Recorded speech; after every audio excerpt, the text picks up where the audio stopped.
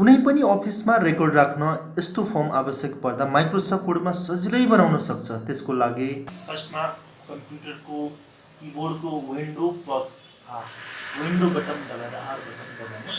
यसमा run box आउने हुन्छ। यसमा तपाईले WINWORD विन वर्ड लेखेर इन्टर गर्नुहोस्। तपाईको माइक्रोसफ्ट वर्ड प्रोग्राम ओपन हुन्छ। यस यो मेरो A4 पेपर हो, त्यसैले फेरि यसमा यो पेज लेआउट मेनुमा गएर साइजमा गएर मैले A4 चुज गरेँ। लेटर भइराखेको छ बाइ डिफल्ट। मैले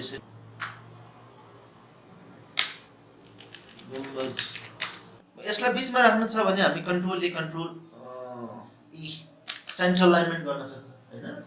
अलिकति ठुलो बनाउनु छ भने कन्ट्रोल शिफ्ट ग्रेटर देन गर्यो भने ठुलो हुन्छ है। अब नभए त्यहाँबाट हामी होमबाट नि त्यो थाहा छ हैन, साइज रिसाइज गर्नुलाई। अब यो वर्ड चाहिँ अलिकति गाढा छ भने हामी यसलाई सेलेक्ट गरेर अब सर्टकटमा कन्ट्रोल बी गर्यो भने बोल्ड हुन्छ है। अन्डरलाइन गर्नु पर्यो भने कन्ट्रोल यू गर्यो भने अन्डरलाइन पनि हुन्छ। बुझ्नु भयो त? र यसलाई फन्ट अलि डिजाइनिङ गर्नु पर्यो भने फन्ट पनि हामीलाई थाहा छ नि हैन।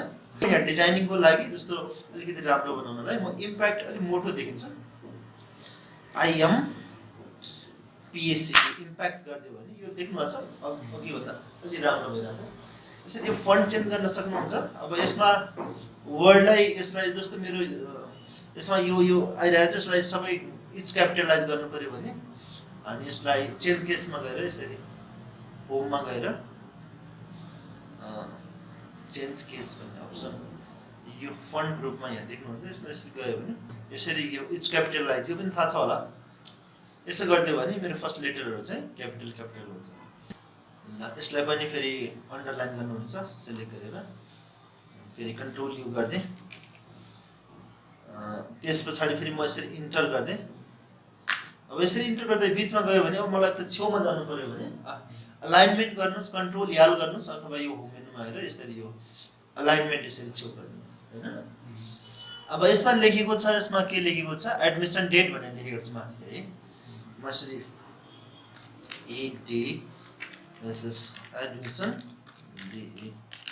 एडमिसन डेट लेख्थ्यो, अन्डरलाइन आएछ, अन्डरलाइन फाल्दिनु पर्यो भने कन्ट्रोल्स फेरि यसलाई म क्लिक एन्ड ड्र्याग गरेर कन्ट्रोल यू गरिदिन्छु। अन्डरलाइन रिमुभ भइरहेछ।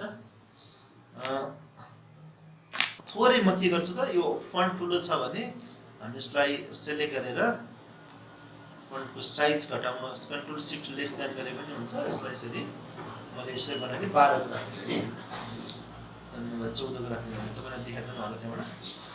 अब यसरी यसको यो सिधा लाइन बनाउनु पर्ने छ। जस्तै यो सो द भ्यू द रुलमा क्लिक गरिदियो भने यो यहाँ देख्नु भएको छ नि यो ट्याब यसले लेफ्ट टु राइट एरेन्ज गर्छ नि यसले हैन। यही ट्याब युज गर्दैन मैले यसरी म जस्तो कामबाट गर्ने त म यो 3 नजिकैबाट गर्छु भने अब यसरी म यसलाई चाहिँ हामी ट्याब भन्छ। इन्डेन्ट भन्ने चाहिँ यो यसले कन्ट्रोल गर्यो भने देख्नु भएको छ नि यिनीहरूलाई चाहिँ इन्डेन्ट भन्छ हैन। यिनीहरूले चाहिँ प्याराग्राफ पुरै कन्ट्रोल गर्छ हैन। यसले चाहिँ फेरि टेक्स्ट कन्ट्रोल गर्दैन यसले। सो प्याराग्राफमा हामीलाई यसमा लाइन बनाउनु पर्ने अथवा यसरी त्यो पोजिसनहरू त्यहाँ जम्प गर्न छ भने चाहिँ हामी ट्याब युज गरेर जस्तो म ट्याब हान्दिन्छु यहाँ आइरहेको छ 2 थोप्ला गऱ्यो भने फेरि स्पेस गऱ्यो हैन। अनि अब यसमा बाकस बनाउनको लागि फर्मुला छ एउटा, तपाईले त्यहाँ लेख्नु भयो नि हुन्छ न त्यहाँ छ होला सायद। के गर्ने त कन्ट्रोल सँग F9 बुझ्नु भयो त। अनि यसमा टाइप गर्ने EQ है। त्यसपछि स्पेस गर्ने अनि ब्याकस्ल्यास गर्ने। ब्याकस्ल्यास भनेको चाहिँ म त बायाँपट्टि ढल्नेको यसको चाहिँ नि यहाँ कता छ यसको यो इन्टर भन्दा माथि रहेछ है।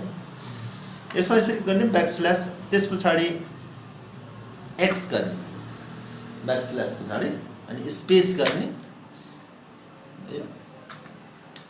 यसरी स्पेस गरे पछाडि चाहिँ कत्रो ब्राकेट बनाउनु छ त अब त्यो अनुसारको ग्याप गर्नको लागि सुरुमा चाहिँ फेरि यो प्यारेन्थेसिस भन्छ हामी ओपन प्यारेन्थेसिस अथवा स्मल ब्राकेट नि भन्छ। यसमा शिफ्ट सँग 9 गर्यो भने यो ब्राकेट स्टार्ट भइरहेको छ है। जत्रो अब तपाईलाई बाकस चाहिएको छ त्यत्रै ग्याप गर्ने यसरी मलाई यत्रै बाकस चाहियो भने म यति नै छोडिदिन्छु। त्यस पछाडि ब्राकेट क्लोज गर्नुहोस्, सिफ्टसँग 0 गरिदिएँ, ब्राकेट क्लोज भयो। अब लास्टमा चाहिँ फेरि हामीले सिफ्ट दबाउने अनि फेरि F9 दबाउने, यसो गरी चाहिँ बाकस हुन्छ। यो चाहिँ एउटा के हो त टेक्स्ट नै हो अथवा सिम्बल भन्छ। अब यसमा मेरो कतिवटा छ त 8वटा छ भने मेरो चाहिँ ठुलो भयो जस्तो छ, अलि सानो बनाउनुहोस् तपाईँले। यसलाई यसरी क्लिक गरेर फर्स्टमा सेलेक्ट गर्ने, फेरि म राइट क्लिक गरेर कपी गर्छु है, अनि फेरि म यसरी बायाँपट्टि क्लिक गरेँ अनि कपी भयो। अब कतिवटा म 8वटा चाहियो भने यसरी कन्ट्रोल V 2 3 4 5 6 7 8 बुझ्नुभयो त। यसलाई अलि सानो बनाउनु छ भने टेक्स्ट जस्तै हो, यसलाई सेलेक्ट गरेर अनि फेरि यसको साइज यहाँबाट घटाइदिन्छु यसरी, अथवा कन्ट्रोल सिफ्ट लेस देन गर्नुहोस्, कन्ट्रोल सिफ्ट लेस देन। मेरो यहाँ 8वटा अटिरहेको छ हैन। त्यस पछाडि फेरि यसलाई नै सेलेक्ट गर्नुहुन्छ अथवा कपी गर्नुहुन्छ भने फेरि कन्ट्रोल C गर्नुहोस्, कपी भयो,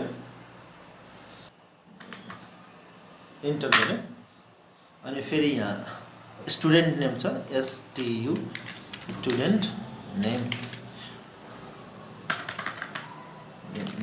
ट्याप गरिदिनुहोस्, फेरि त्यहाँ पुग्छ यसरी 2 थोप्ला, हामी यसलाई कोलन साइन भन्छौँ। त्यस पछाडि स्पेस गरेर कन्ट्रोल V, त्यहाँ कतिवटा छ त्यो गर्ने, 1 2 3 4 5 6 7 8 9 10 जेउस यसरी बनाउनु, बुझ्नुभयो त। अरू त बन्छ होला सर। यसमा यो फर्म डिजाइन गर्नुहोस्। अब यो फर्म डिजाइन गर्नुहोस्, यसमा फर्म डिजाइन गर्दा तपाईँलाई कुनै प्रब्लम भयो भने इन्फर्म गर्नुहोस्।